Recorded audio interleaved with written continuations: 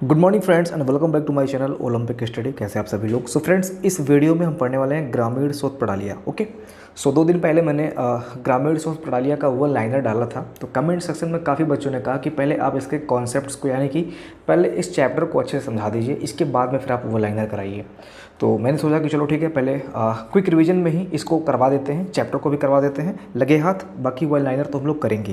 मैंने यूट्यूब पे भी देखा तो काफ़ी कम कंटेंट अवेलेबल है, और जिन्होंने अवेलेबल करवाया है उन्होंने इसको पेड क्लास में करवाया है। ठीक है, तो इसलिए मैं चाहता हूँ कि इस चैप्टर को आप यहाँ पे कंप्लीट करें। और एक बात और कहना चाहूँगा कि आप लोग यार इस चैप्टर को हल्के में मत लेना। ठीक है, बहुत बच्चे क्या करेंगे यार, डेफिनेशन है, थ्योरी, पूरा का पूरा इसमें थ्योरी है, इसमें क्या है, इसमें 1-2 नंबर तो हम आराम से ला सकते हैं। लेकिन मत भूलना कि अगर ग्रामीण परिवेश में इसी चैप्टर से कुछ ऐसे क्वेश्चंस दे रहा है, आप समझो ही ना, तो कहीं ना कहीं वो बड़ा मुद्दा हो जाएगा कि चल के 1-2 नंबर आपका वहीं से कट जाएगा, इसी चैप्टर से कट सकता है। ठीक है, तो आप लोग सारे टॉपिक को क्लियर करके जाना, एक भी शब्द ना छूटे कि आप उसका मतलब ना समझते हो। ठीक है, चलिए शुरू करते हैं बिना किसी देरी के। आगे बढ़ने से पहले मैं बता दूं, ये हमारा ई बुक है, अगर आप चाहें तो आप बाय कर सकते हैं। संपूर्ण ग्रामीण परिवेश हमने कवर किया है, जो कि आपके सिलेबस में दिया हुआ है।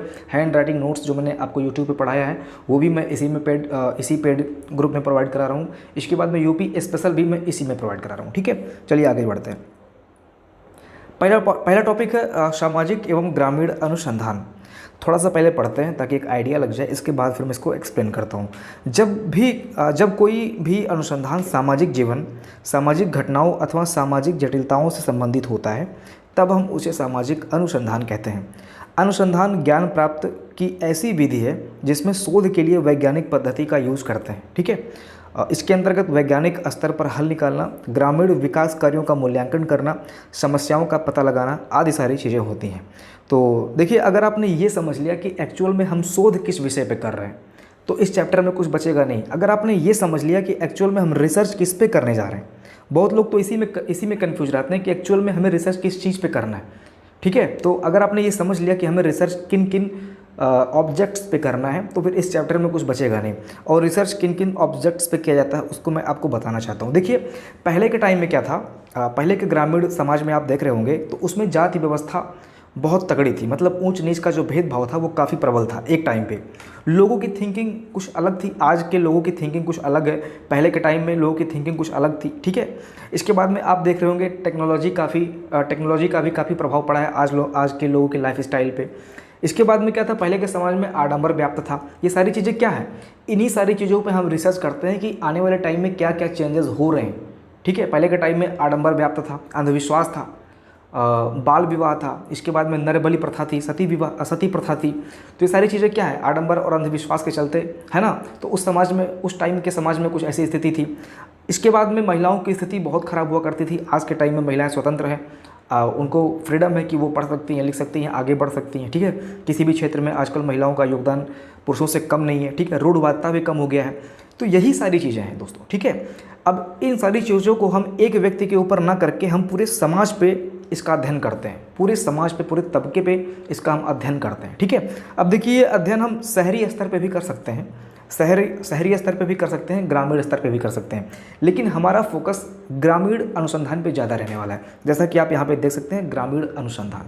ठीक है, तो आई थिंक आप समझ गए होंगे कि हमारा रिसर्च और अनुसंधान शोध किस चीज़ पे होने वाला है। तो इन्हीं सारी चीज़ों को हम देखते हैं और जानकारी प्राप्त करते हैं कि पहले के टाइम में क्या था, आज के टाइम में क्या है। ये डेटा हम कलेक्ट करते हैं ताकि आने वाले फ्यूचर में कुछ ऐसा डिसीजन हम लें जो लोगों के हित में हो। ठीक है, चलिए, अब इसी चीज़ को कई सारे साइंटिस्ट ने, मनोवैज्ञानिक ने या फिर समाजशास्त्रियों ने अलग अलग तरीके से डिफाइन किया है। इनकी अपनी अपनी परिभाषा है। तो यहाँ पे देख सकते हैं आप, जो काफ़ी इंपॉर्टेंट परिभाषा है उसमें पीवी यंग का है, ES बोगार्ड्स का है और CA मोजर का है। ये तीनों डेफिनेशंस आपको पढ़ के जाना है, और इन तीनों डेफिनेशंस में दोस्तों आप अपना खुद का कोड वर्ड लगाइए। इसमें भी लगाना है और इसमें भी लगाना है और इसमें भी लगाना है। कोड वर्ड का मतलब, ये पीवी यंग आप देख रहे हैं, इसी से संबंधित एक शब्द यहाँ से चुनिए, बोगार्ड से संबंधित एक शब्द आप यहाँ से चुनिए, और मोजर से संबंधित एक शब्द आप यहाँ पे चुनिए, और अपना खुद का शॉर्ट ट्रिक बनाइए ताकि चीज़ें आपको याद हो सकें। यहाँ पे आपको कंप्लीट डेफिनेशन कतई नहीं रटना है। ठीक है, आप भूल के भी डेफिनेशन मत रटना, क्योंकि इसमें डेफिनेशंस लगभग 15-20 हैं, रटेंगे तो काफ़ी टाइम वेस्ट होगा और समझ भी नहीं पाएंगे, फाइनली भूल जाएंगे। ठीक है, चलिए आगे बढ़ते हैं।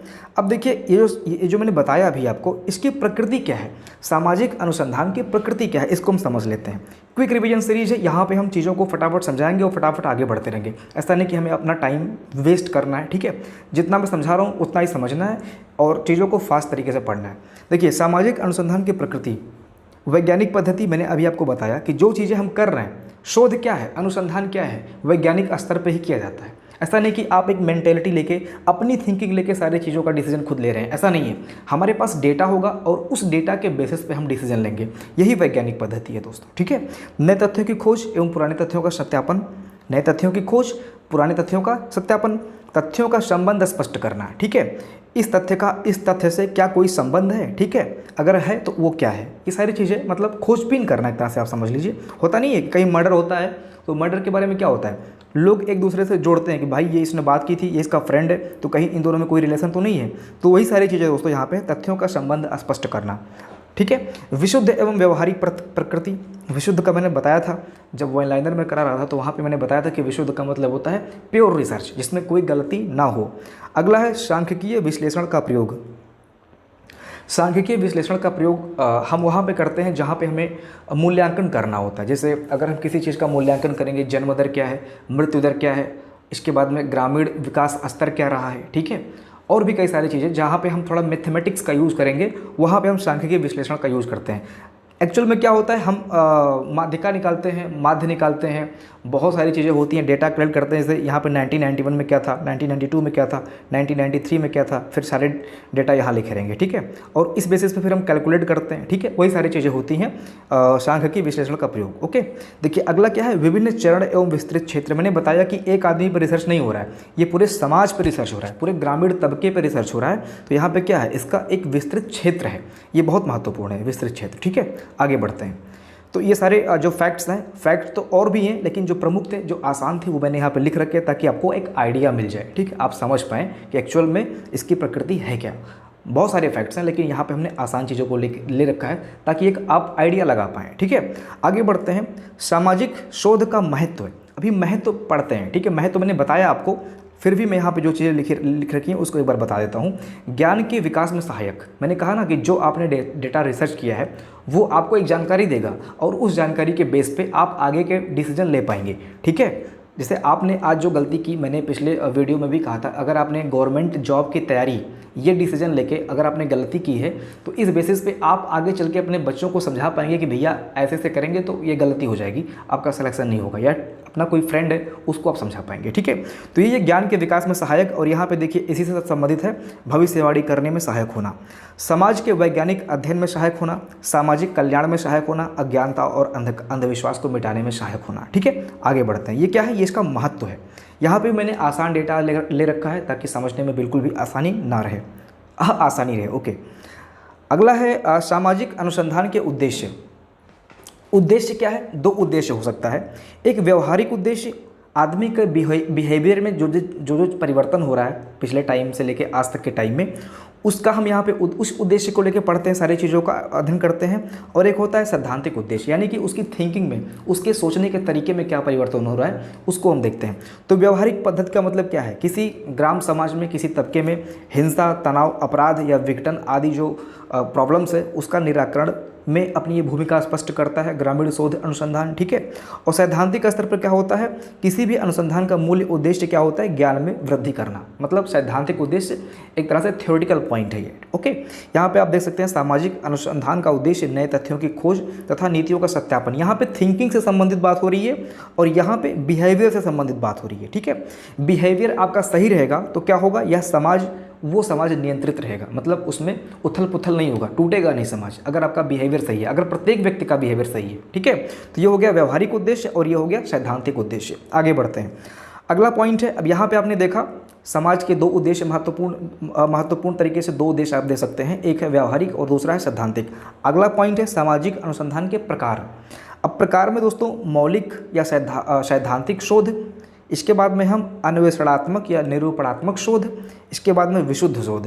और विशुद्ध शोध के 5 उद्देश्य इसको देखते हैं। इसके बाद में मूल्यांकन शोध, व्यवहारिक शोध, क्रियात्मक शोध, ये सारे क्या हैं? ये सारे शोध के टाइप्स हैं। अगर हम इनको फटाफट देखें तो मौलिक या सैद्धांतिक शोध का मतलब है बौद्धिक, ज्ञानात्मक या शैक्षणिक महत्व। ठीक है, इस चीज़ का जस्ट इतना महत्व है, ज्ञानात्मक और शैक्षणिक महत्व, जैसा कि मैंने अभी जस्ट आपको बताया ऊपर वाले में। ये आप देख सकते हैं यहाँ से, सैद्धांतिक उद्देश्य और ये मौलिक या सैद्धांतिक शोध, ये दोनों सेम ही है। ठीक है, ये क्या करेगा? आपके ज्ञान में वृद्धि करेगा। ओके, अगला पॉइंट देखते हैं, अन्वेषणात्मक या निरूपणात्मक शोध।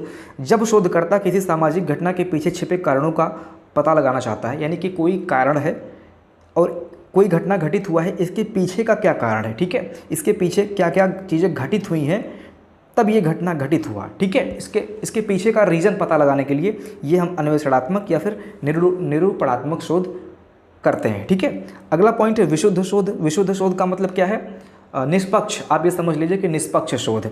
विशुद्ध शोध या फिर अनुसंधान व्यवहारिक उपयोगिता की दृष्टि को ध्यान में रखकर नहीं किया जाता है। व्यवहारिक का मतलब क्या है? भैया ये हमारे मामा का लड़का है और ये मैं हूँ, ठीक है, ये हमारा भाई लगता है, यानी कि इसने कोई गलती की है तो इसको हम क्षमा कर देंगे या इसके प्रति हम न्याय में कुछ ना कुछ गड़बड़ी कर देंगे, मतलब इसको हम बचा लेंगे।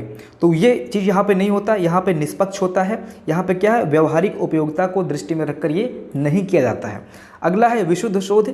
तो ज्ञान के लिए ज्ञान के लक्ष्य को लेकर आगे बढ़ता है, यानी कि जितना आप अध्ययन कर पाओ, जितना एक्यूरेट डेटा होगा, वही है आपका विशुद्ध शोध। ठीक है, अगला पॉइंट है जब किसी घटना की खोज ज्ञान प्राप्ति हेतु की जाती है। ठीक है, जब किसी घटना की खोज ज्ञान प्राप्ति हेतु की जाती है, वह भी वैज्ञानिक तटस्थता और वस्तुनिष्ठा बनाए रखे हुए। वस्तुनिष्ठा का मतलब डेडिकेटेड हो गए। ठीक है, और वैज्ञानिक तटस्थता का मतलब थोड़ा वर्ड यहाँ पे बोलने में दिक्कत होता है, तो यहाँ पे वस्तुनिष्ठा का मतलब होता है डेडिकेटेड हो गए और वैज्ञानिक तटस्थता का मतलब निष्पक्ष हो गए। आप इतना मान के चलिए कि निष्पक्ष हो गए, यानी कि घटना की जो खोज और शोध हम करते हैं वो निष्पक्ष और व्यवहारिक तरीके या फिर उद्देश्य को ध्यान में ना रखते हुए हम निष्पक्ष जांच करते हैं, वही है आपका कौन सा? विशुद्ध शोध। ठीक है, अब विशुद्ध शोध के 5 उद्देश्य हैं। इन 5 उद्देश्य को आप देख सकते हैं, ज्ञान प्राप्ति या फिर नियमों की खोज, सामाजिक संरचना या फिर प्रकारात्मक संबंधों की जानकारी, नवीन अवधारणाओं का प्रतिपादन, शोध विधियों की उपयोगिता की जाँच। ये सारी चीज़ें आप पढ़ते चलें। देखिए, इसको मैंने कतई दोस्तों आपको पढ़ाने से पहले यहाँ पे मैंने इसको अध्ययन बिल्कुल नहीं किया है। ये नोट्स मैंने लगभग 1.5 महीने पहले बनाए थे और डायरेक्ट आज मैं यहाँ पे इसको एक्सप्लेन कर रहा हूँ। ठीक है, तो ऐसा नहीं है कि मैंने इसको पढ़ा समझा इसके बाद मैं आपको एक्सप्लेन कर रहा हूँ। जो आपके लिए नया है वो मेरे लिए भी इस टाइम पे नया ही है, लेकिन फिर भी पढ़ने का तरीका थोड़ा सा आप समझ सकते हैं क्या होना चाहिए ताकि चीज़ें आपको याद रहें। ठीक है, तो विशुद्ध शोध के 5 उद्देश्य यहाँ पे लिखे हुए हैं, आप इनको समझ लीजिएगा। आगे हम बढ़ते हैं मूल्यांकन शोध। इसके अंतर्गत शोध कार्यों द्वारा किसी कार्यक्रम, किसी विकास योजना की सफलता या असफलता का मूल्यांकन किया जाता है ना। कोई योजना आई है, सफल हुई, असफल हुई, कितना बजट था, क्या चीज़ें समाज में अप्लाई हो पाई, ठीक है, ये सारी चीज़ों का हम मूल्यांकन यहाँ पे इस शोध के अंतर्गत करते हैं। सामुदायिक विकास कार्यक्रमों की सफलता का पता लगाने हेतु भारत सरकार ने एक स्थायी कार्यक्रम मूल्यांकन संगठन की स्थापना की थी। तो ये पहला समझ लीजिए कि मूल्यांकन शोध पहला नहीं, हालांकि चीज़ें तो बहुत पहले से हो रही हैं, मतलब सामुदायिक चीज़ों का सामुदायिक योजना विकास कार्यक्रम जो आया था उसका मूल्यांकन करने के लिए भारत सरकार ने एक स्थायी कार्यक्रम मूल्यांकन संगठन किया था। ठीक है, चलिए आगे बढ़ते हैं। अगला है व्यवहारिक शोध। अब व्यवहारिक शोध का मतलब क्या है? मैंने कहा था निष्पक्ष जांच। अब यहाँ पे देख सकते हैं निष्पक्ष जांच कैसे होगा। यह सामाजिक जीवन के व्यवहारिक पक्ष से संबंधित होता है, उनकी समस्याएं पूर्णतः सामाजिक हो सकती हैं। ठीक है, और इसके विषय में बेरोजगारी, गरीबी व ग्रामीण विकास प्रमुख होते हैं। इसके अलावा आंशिक व्यवहारिक अनुसंधान के अंतर्गत पर्यावरण, प्रदूषण, स्वास्थ्य व सामाजिक अधिनियम भी आते हैं। तो ध्यान देना दोस्तों, व्यवहारिक शोध के अंतर्गत आदमी का बिहेवियर जो है बेरोजगारी, गरीबी और ग्रामीण विकास से ही संबंधित होता है। भाई कैसे? देखिए, आदमी जब गरीब होगा तो वो कम एजुकेटेड होगा, अच्छी शिक्षा नहीं ले पाएगा, उच्च शिक्षा नहीं ले पाएगा, तो उसकी लैंग्वेज में और जो पढ़ा लिखा है उसके लैंग्वेज में ज़मीन आसमान का अंतर होता है। तो वही है दोस्तों, फिर उससे क्या होगा? उसके बिहेवियर में भी चेंज आएगा। एक आदमी जॉब कर रहा है, एक आदमी जॉब नहीं कर रहा है ना, तो इन दोनों के बिहेवियर में कुछ ना कुछ परिवर्तन, चेंजेस देखने को मिलेगा, अंतर आपको देखने को मिलेगा। तो ये दोस्तों यहाँ पर व्यवहारिक शोध का मतलब क्या है, ये लाइन आप कतई याद रखना। बेरोजगारी, गरीबी और ग्रामीण विकास, इस विषय में बेरोजगारी, गरीबी और ग्रामीण विकास प्रमुख विषय होते हैं, ठीक है, प्रमुख होते हैं। इसके अलावा जो है आप देख सकते हैं कि आंशिक व्यवहारिक अनुसंधान के अंतर्गत, हालांकि उतना इंपॉर्टेंट नहीं है, आंशिक की बात हो रही है, लेकिन फिर भी आप समझते चलें कि आंशिक व्यवहारिक जब आएगा तो पर्यावरण प्रदूषण, स्वास्थ्य एवं सामाजिक अधिनियम हो जाएंगे, ठीक है। जब कंप्लीट व्यवहारिक शोध की बात होगी तो वहाँ पे बेरोजगारी, गरीबी, ग्रामीण विकास, और आंशिक की जब बात करेगा तो स्वास्थ्य और पर्यावरण प्रदूषण, ये आप याद रखिएगा। आगे बढ़ते हैं। क्रियात्मक शोध, यह शोध किसी सामाजिक समस्या या सामाजिक घटना पर किया जाता है। सामाजिक समस्या या फिर सामाजिक घटना पर किया जाता है। यह अनुसंधान प्रजाति संघर्ष या जाति संघर्ष कम करने के लिए संचालित किया जाए। यदि अनुसंधान प्रजाति संघर्ष या जाति संघर्ष कम करने के लिए संचालित किया जाए तो उसे हम क्रियात्मक अनुसंधान कहते हैं। ध्यान दीजिएगा, क्रियात्मक अनुसंधान जो एक समाज में स्ट्रगल होता है, ठीक है, एक दूसरे के प्रति, चाहे वो जाति से हो, चाहे वो धन से हो या किसी तरह का हो, जिसमें एक तरह से हम स्ट्रगल देख रहे होते हैं, ठीक है। अब स्ट्रगल से ही एक घटना बनती है, वही सामाजिक घटना पे यहाँ पे देख रहे हैं, ठीक है। तो यह शोध किसी सामाजिक समस्या, ये क्या है, एक समस्या ही तो है, एक स्ट्रगल अगर समाज में तो वो समस्या ही है, और इसके बाद में घटना बनती है, और ये कहाँ से उत्पन्न होती है, कैसे आती है, ये आती है दोस्तों, आप देख सकते हैं प्रजाति संघर्ष, जाति संघर्ष, ये सारी चीज़ों से आती है। तो ये सारी चीज़ें क्रियात्मक शोध के अंतर्गत आता है, ठीक है। तो फिर से एक बार रिवीजन कर दे रहा हूँ ताकि आप लोगों को याद रहे। यहाँ पे देख सकते हैं मौलिक का मतलब ज्ञान से संबंधित है, आपको यहाँ पे ज्ञान मिलेगा। सैद्धांतिक का मतलब थिंकिंग, ज्ञान से संबंधित सारी चीज़ें यहाँ पे, इसके बारे में आप शोध करेंगे। अगला है अन्वेषणात्मक, मतलब किसी, अन्वेषणात्मक का मतलब या निरूपणात्मक का मतलब किसी घटना के पीछे का कारण क्या है उसके बारे में अध्ययन करते हैं। विशुद्ध का मतलब ज्ञान के लिए ज्ञान की प्राप्ति, वही आपका विशुद्ध है, ठीक है। और इसमें हम क्या करते हैं, व्यवहारिक उपयोगिता को दृष्टि में न रखकर हम रिसर्च करते हैं। ध्यान दीजिएगा, व्यवहारिक उपयोगिता को दृष्टि में न रखकर हम विशुद्ध शोध करते हैं, ठीक है। अब विशुद्ध शोध के उद्देश्य क्या है, वही सारी चीज़ें होती हैं जो आप यहाँ पे देख रहे हैं। मूल्यांकन, मैंने बताया कि मूल्यांकन में आपको क्या करना है, ग्रामीण कार्यक्रम वगैरह हो गया, कोई योजना हो गई, ये सफल हुआ असफल हुआ, इन सारी चीज़ों का हम मूल्यांकन करते हैं। मूल्यांकन का मतलब आंकना, ठीक है भाई, ये चीज़ सफल हुई है, आपने कितने अच्छे से पढ़ाई की थी तब आपके हिंदी में इतने नंबर आए हैं, आपने क्या क्या किया था कि आपने मैथमेटिक्स में टॉप कर लिया है, तो उसी चीज़ का मूल्यांकन, ठीक है। तो यहाँ पे क्या है, व्यवहारिक शोध का मतलब यहाँ पे आप देख सकते हैं व्यवहारिक पक्ष से संबंधित होता है, और ये गरीबी, बेरोजगारी, ग्रामीण विकास आदि सारी चीज़ें होती हैं जो कि आपके व्यवहार को प्रभावित करती हैं। अगला है, इसमें मैंने बताया कि जब आंशिक व्यवहार की बात आएगी तो वहाँ पे पर्यावरण प्रदूषण, ठीक है, इसके बाद में स्वास्थ्य वगैरह को भी आप रखेंगे, ठीक है। अगला है क्रियात्मक शोध। क्रियात्मक शोध में जो जाति संघर्ष होता है, इसके बाद में प्रजाति संघर्ष होता है, इनसे क्या होता है, एक घटना बनता है और एक सामाजिक समस्या उत्पन्न होती है। ये सारी चीज़ें दोस्तों हम क्रियात्मक शोध के अंतर्गत करते हैं। आगे बढ़ते हैं। अब सामाजिक शोध की समस्याएं क्या हैं उसको देख लेते हैं। सामाजिक शोध में भी कुछ समस्याएं उत्पन्न होती हैं। देखिए, वस्तुनिष्ठा की कमी, वस्तुनिष्ठा की समस्या के मतलब हम डेडिकेटली काम नहीं कर पाते हैं, कुछ ना कुछ कमी आ ही जाती है, कुछ ना कुछ वस्तुनिष्ठा में कमी आ जाती है, ठीक है। हम अच्छे से, जैसे आपको भी पता है कि आप कितना भी प्रिपरेशन कर लें लेकिन मन में हमेशा शंका बना रहता है, आप 100% अपने आप को नहीं कह सकते हो कि यार आज मैंने अपना बेस्ट दिया है। ऐसे ही दोस्तों, मतलब आपके भी वस्तुनिष्ठता में, यानी कि यूपी लेखपाल की जो तैयारी की आपके अंदर निष्ठा है उसमें कुछ ना कुछ कमी रह जाती है। वैसे ही दोस्तों यहाँ पे वस्तुनिष्ठता की कमी, सही माप असंभव होना, सही माप तो मतलब कहीं ना कहीं त्रुटि हो ही जाती है, ठीक है। इसके बाद में सामाजिक घटनाओं की गुणात्मक प्रकृति का होना, निदर्शन के चयन में अस्पष्टता, मैंने निदर्शन को अच्छे से डिफाइन किया था आपके जब मैंने वन लाइनर करवाया। मूल्य निर्धारण द्वारा समस्या को प्रभावित करना, सामाजिक घटना की परिवर्तनशीलता, ये सारी चीज़ें क्या हैं, ये सारी चीज़ें सामाजिक शोध की समस्याएं हैं, ठीक है। आगे बढ़ते हैं। अगला पॉइंट है सामाजिक अनुसंधान के प्रेरक तत्व, क्या क्या प्रेरित करते हैं ताकि आप खोज कीजिए, ठीक है। अज्ञात के प्रति जिज्ञासा, इन्वेंशन क्यों होता है, आविष्कार क्यों होता है, जब किसी चीज़ को जानने की आपके अंदर इच्छा होती है तभी आविष्कार होता है, ठीक है। कहते नहीं कि आवश्यकता ही आविष्कार की जननी है। तो यहाँ पे क्या है, अज्ञात के प्रति जिज्ञासा ही सामाजिक अनुसंधान के प्रेरक तत्व हैं। ये सबसे पहला और सबसे महत्वपूर्ण पॉइंट हो गया। अगला है सामाजिक घटनाओं के कार्य कारण संबंधों की जांच की इच्छा, नवीन एवं अप्रत्याशित परिस्थितियों का प्रकट होना, नवीन विधियों की खोज एवं पुरानी विधियों का परीक्षण, ये सारी चीज़ें ऐसी हैं जो कि आप समझ सकते हैं। आगे बढ़ते हैं। सामाजिक सर्वेक्षण, देखिए ये महत्वपूर्ण पॉइंट है, इसको भी आप अच्छे समझ लीजिए क्योंकि ये आपके टॉपिक में इन्वॉल्व है, आपके सिलेबस में है। सामाजिक सर्वेक्षण, ठीक है। सामाजिक सर्वेक्षण दोस्तों, इस टॉपिक को हम अगले वीडियो में कवर करेंगे क्योंकि 20 मिनट का ऑलरेडी ये टॉपिक आपका हो चुका है। मैं नहीं चाहता हूँ कि 20 मिनट से ऊपर हो क्योंकि ये क्विक रिवीजन सीरीज है। कंप्लीट अगर 1 घंटे की क्लास यहाँ पे लगेगी तो बच्चे बोर होंगे और रिस्पांस नहीं देंगे। तो मैं चाहता हूँ कि इसको जस्ट अगले टॉपिक अगले वीडियो में कवर किया जाएगा। कंटेंट यहाँ पे है, ऐसी बात नहीं कि कंटेंट को बनाना है, कंटेंट कंप्लीट कंटेंट यहाँ पे आप देख सकते हैं, ठीक है। धीरे धीरे कराया जाएगा, संपूर्ण चैप्टर कराया जाएगा, आप लोग परेशान मत होना। मिलते अगली वीडियो में, पढ़ाई करते रहिए। जय हिंद।